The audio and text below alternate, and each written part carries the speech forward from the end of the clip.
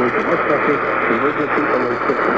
The National Weather Service has issued a new tornado warning for central Collin County until 11 o'clock. A severe thunderstorm capable of producing a tornado is just west of McKinney, moving east at 15 miles per hour.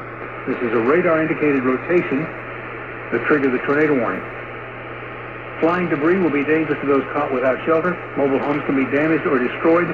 Take shelter inside a strong building, away from windows. And don't try to drive around on 380 either. It's a very bad drive right now. This storm will be near McKinney and Fairview by 10:25, which is just a minute or two ago.